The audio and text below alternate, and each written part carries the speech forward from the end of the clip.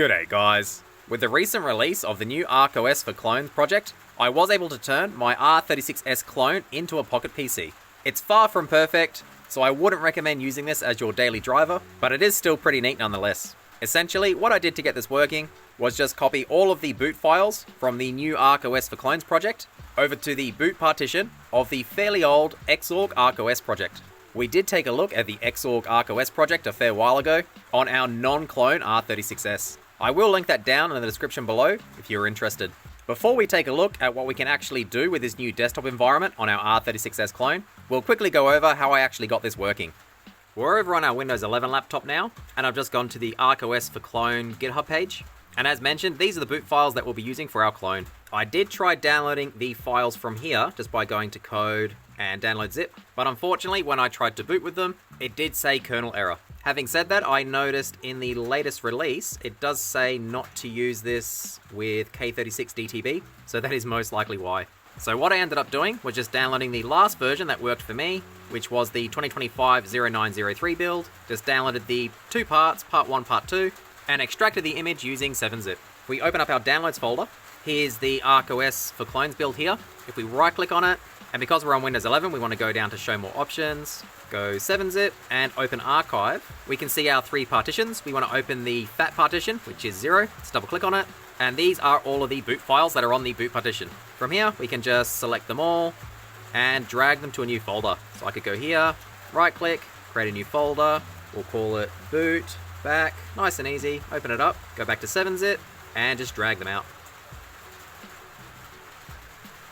You don't actually have to write the image to your SD card to get the boot files out. 7-zip does allow read-only access. If instead you don't want to download the fairly big 2-part image just to get the boot files out, I have already uploaded the boot files from this specific version to my Google Drive. I will link this down in the description below as well, but depending on when you watch this video, this will most likely be a very outdated version. The zip's only around 40 meg, not too big, and if we open it up here, it does have all the same files. It is just an alternative to save you downloading the whole image. So once I had the boot files backed up from the new ArkOS4Clones project, I then just downloaded the pre-built XORG ArkOS image from archive.org. Again, I will link this down in the description below. On the right hand side, I'm just going to go zip, and I ended up downloading the latest version, which is over a year old, 06/27/2024. So with this pre-built XORG image downloaded, I just extracted it and wrote it to a spare SD card that I had laying around, and then I deleted everything off the boot partition and replaced it with the new ArkOS4Clones boot files. Quickly show you how to do that now. So here's the SD card here. I've already put it in, and I have already copied all the files over, but we can just delete them all again. So now our boot partition is completely empty. If I put this SD card in my handheld now, nothing will happen, it won't boot obviously. If I go back into my downloads folder, we'll go to the backup that we created earlier, and here's everything here. Let's copy everything, drag it over to our boot partition. Now if we go into our boot partition, we just want to run DTB selector. And once again, since my clone is the K36 variant, it also shares the DTB with the Shifan R36 Pro. I'll just type in 10 and enter. That should update the boot files to work on my K36 clone. Obviously, you would select the correct version for your clone. That's pretty much it as far as getting this working goes. Really quick before I forget, we'll go back to our downloads. Here's the boot files backup that I uploaded to my Google Drive. So if you didn't want to download the entire image, you can just download this, right click on it, go down to show more options if you're on Windows 11, 7-zip, and extract to. Here's the folder here, we'll open it up, and it is pretty much the exact same files that we just copied out of the image. We'll safely eject the SD card, put it back into our R36S clone, and have a bit of a play around with the new desktop environment. We're back on our R36S clone now, and I have literally just powered it on. And if we go down to options, go to tools, we go to XFCE, and we go to launch XFCE, it doesn't actually work. You get a black screen, and it'll fade straight back to the options menu. This is because you do need to wait around 3 to 5 minutes after powering it on before launching the script. If you don't wait long enough, it'll either just fade to a black screen like we saw here, or you'll get a white screen with a VNC error. During my tests, I've noticed that if you launch it too early and you get the black screen error or the VNC error, then it's best to actually reset the handheld completely instead of just waiting a little bit longer. For some reason, you only seem to get one attempt to load it. It's also worth mentioning that the key map is pretty messed up. So start isn't actually start, select isn't actually select, and FN is up on the D-pad, which is interesting. If I press down on the D-pad, it brings up the options menu. If I press left, It also brings up the main menu. Right, I'm not too sure what that does. And up doesn't seem to do anything. So I'm guessing up is probably FN, right might be select, and left does seem to be map to start. This is just another reason why you shouldn't use this Frankenstein version of ArkOS as your daily driver for playing games, and instead install it to a spare SD card just for messing around with the XFCE desktop. Thankfully, both joysticks do work correctly. So I'll just reset the handheld now before we continue any further. I'll press left to bring up the main menu, use the joystick to go down to quit, and I'll go restart system. While we're waiting a few minutes for the handheld to finish booting in the background so we can actually launch the XFCE script, I just wanted to mention I'll be using a USB hub to connect our wireless adapter as well as a mouse and a keyboard just to make it a little bit easier to film. My clone does not have Wi-Fi built in, and although you don't actually need internet to use this desktop environment, I do want to go online and show a few things off. If you don't have a USB wireless adapter, this build of ArkOS does support USB tethering, so you could just connect it to your phone. So it's been a few minutes, I'll plug in my USB hub, and my battery is only at 40%, so I might also plug in a charger. So now everything's plugged in, we'll go down to Options, go down to Tools, XFCE, and we want to go to Launch XFCE. Don't run Install XFCE since it is already installed on this pre-built image. Just press A on Launch. If you've waited long enough, it should say Starting XFCE at the very top, and you should get this little screen here. And then you should get a mouse cursor on the screen. It will disappear briefly, don't panic, it'll come back in a second, there we go. And it's almost finished loading. It is loading our last session, that's why HTOP is running, but I've noticed that you'll always get this little error pop up. You can just click OK on it. It's also worth mentioning both joysticks are mapped to be used as a mouse, so the left joystick moves the mouse cursor slowly, the right one moves it fairly quickly, that is pretty handy. If I lift it up slightly, R2 acts as a left click, so if I move the cursor over to OK, press R2, that's left click, and R1 is right click. So nice and simple. You don't have to use an external mouse and keyboard like I am. It is actually quite comfy using the joysticks and R1, R2. I've zoomed into the screen to hopefully make it a little bit easier to see, and I'll just flick the light off. There we go. Now if you're wondering how you enter text using only a mouse, there is an on-screen keyboard. If we hover our mouse over the left-hand side of the screen, this is our taskbar. The 4 little squares is our on-screen keyboard. So if we just click that, it brings up the keyboard, and we can close the keyboard off by clicking on the X on the top right of the keyboard. Nice and easy. So there's a start menu at the very top left, the little mouse icon, click that. Here's all of our installed programs. There's not too much here, it is a pretty bare bones install. There's no games installed, that's just our mouse remap tool. You get an image viewer. It does come with Firefox, so we'll definitely be trying out a few online things like YouTube, but there's not really much else on here. To start off, we'll try and connect to our Wi-Fi. So we'll go Start menu, go to Settings at the top, go to Advanced Network Config. Looks like this is our network tools. So there's Ethernet, which we don't have. There's 2 wireless connections already here, but they're not ours. We'll go plus at the bottom. Select Wi-Fi, go Create. So there's the on-screen keyboard again. I'll just close that off. Now annoyingly, it doesn't let us search for any available connections, and we could add everything here manually, but I think what I'm going to do is I'm going to reset the handheld once more and connect to our Wi-Fi inside ArkOS instead. If you're wondering, you can shut down and restart by going to the Start menu, going down to Log Off, and selecting either Restart or Shut Down. I think I'll just do a hard shutdown. Unfortunately, I couldn't get Wi-Fi working, so what I ended up doing was just tethering it to my Android phone. There it is there, USB tethering. It wasn't because my wireless adapter is unsupported. Instead, it was just because when I went to Wi-Fi under Options, so go to Options, go down to Wi-Fi, it does just go to a black screen and hang. I ended up having to hard reset it to get out of it. I think it's been long enough now. We'll go up to Tools, XFCE, and Launch. Hopefully no issues. Yep, we got the starting XFCE text, so that's a good sign. And we're back on the desktop. Here's the same error again. Just press OK. So hopefully we have network. USB tethering is still enabled on my phone, so that's a good sign. And we've got the network logo down here. Yeah, sure enough, wired connection 1. So we are connected. I think we'll start off by opening Firefox and trying out some YouTube playback. That didn't take too long to load. We'll click on YouTube. So the page has loaded. It's a good sign. We'll try to search for something. So it is loading. It's a little bit slow to load. There we go. We'll just pick a random video. This nightlight one seems to be loading still. Got an ad. There we go. I might pause it. We'll go to turn off autoplay. Go to settings. It is pretty slow. There we go. So it's on 360p. See if we can go stats for nerds. So stats for nerds is on. Close out of the options menu. There we go. Might even try and go full screen. I accidentally skipped 10 seconds. There we go. This little handheld's struggling, definitely. So it does seem to be playing pretty smoothly at 360p. We've only dropped 1 frame, so that's not bad at all. If you haven't seen my last video where I covered the new ArkOS4Clones project, I don't actually have sound coming out of the speaker on this build, but I do have sound if I use headphones. But as I mentioned in that video, this project is less than a week old. It is still very, very new, so I think it's fair to expect some issues. So YouTube's playing back perfectly fine. No issues here. We'll close out of this. Let's press escape.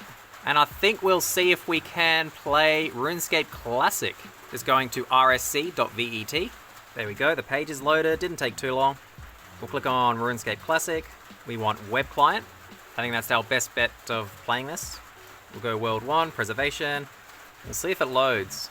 So it's not doing too badly, we're almost finished loading. It's been about 10 seconds. It's loaded to the title screen. We've got a little pop-up on Firefox, we'll close out of that. So you can see the first issue is our screen resolution on our handheld is a little bit too low, so we do have to scroll to see the entire RuneScape Classic game window. That might not be a deal breaker. We'll click on existing user and we'll log in. So it's logged us in. This is pretty exciting. Go close window. Can walk around. It is a little bit laggy. It's actually very, very laggy. I keep forgetting I can't scroll in and out. It is extremely laggy, but it is working. I am pretty impressed with this. So far from perfect, but we are playing RuneScape Classic online on our R36S clone.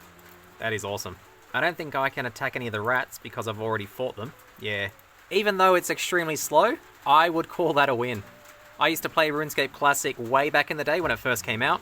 I think I started in its first year, and I remember it being fairly slow and laggy on my old home computer as well. So it's pretty faithful, but it does work, so I'm very happy with that. We'll close out of Firefox completely, and I think we'll try installing some stuff. So unfortunately, out of the box, there is no package manager. At least not that I can see. So what we'll do is we will open Terminal Emulator. Now it is pretty hard to see. I wonder if I can make the size a bit bigger. Can zoom in.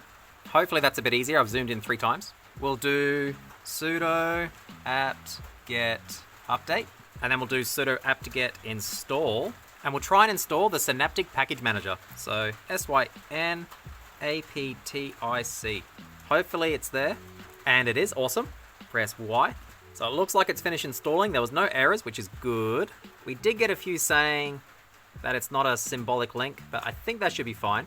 We'll minimize terminal. We'll leave it open for now. We'll just minimize it. And we'll see if our package manager is available in our start menu. There it is, under System, Synaptic Package Manager. This is sort of like a Linux app store, and it just makes it a lot easier to install programs.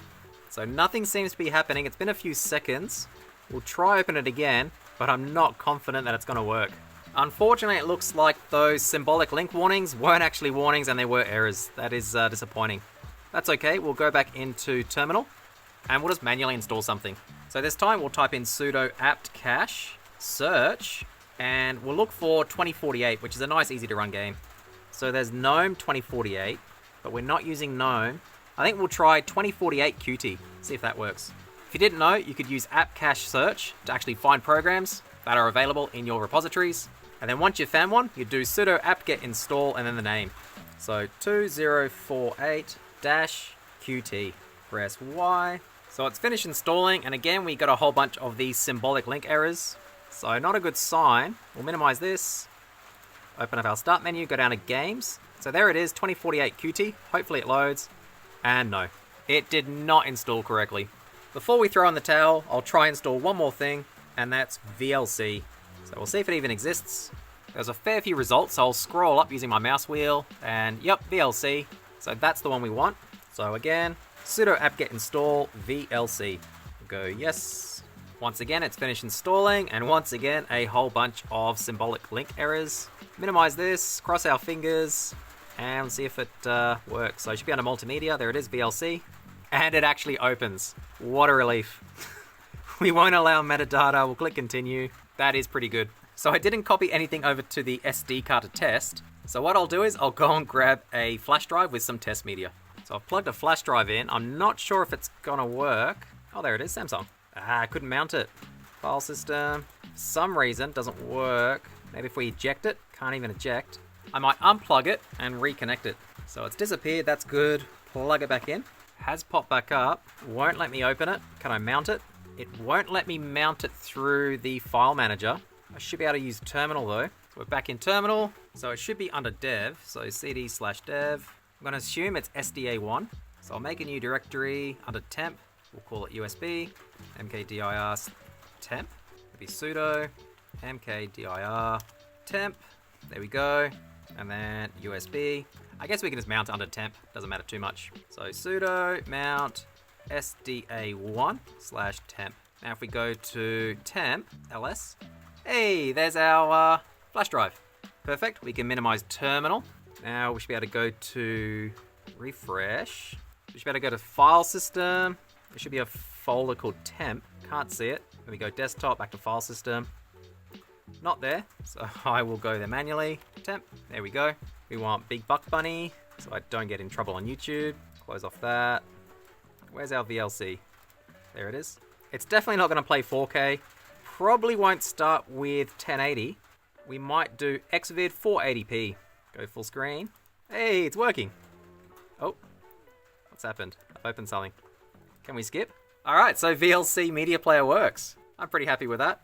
There's obviously a movie player built into ArkOS, so you wouldn't use XORG just for this, but I am glad that we were able to install something and get it working. We'll close out of it. Overall, I'm really impressed that we were able to get XORG working on our R36S clone. Since before the new ArkOS4Clones project, this wasn't possible. As mentioned, I don't get any sound coming out of the speaker on my clone, but headphones do work with this new DTB, and there were button mapping issues, at least in ArkOS. Thankfully, both joysticks do work, as well as the R1 and R2 buttons, and with the on-screen keyboard, you can do pretty much everything with just a mouse. We were able to watch YouTube on this, which was pretty impressive, and although it was pretty laggy, we were able to play Runescape Classic online on the device itself without anything like Moonlight streaming. This is still very buggy, and not everything works, so I wouldn't recommend using this very old ArkOS image as your daily driver, but if you have a spare SD card laying around, and you wanted to have a play around, it's definitely worth checking out. There is a build of Ambient available for non-clones, and I found that to be way more stable than this ArkOS XORG project, but unfortunately, I wasn't able to get it running on my clone using the DTB file. It just wouldn't boot. Hopefully that will be a possibility in the future though. I think that'll do it for today. If you have any questions or comments, let me know down below. Otherwise, thanks for watching.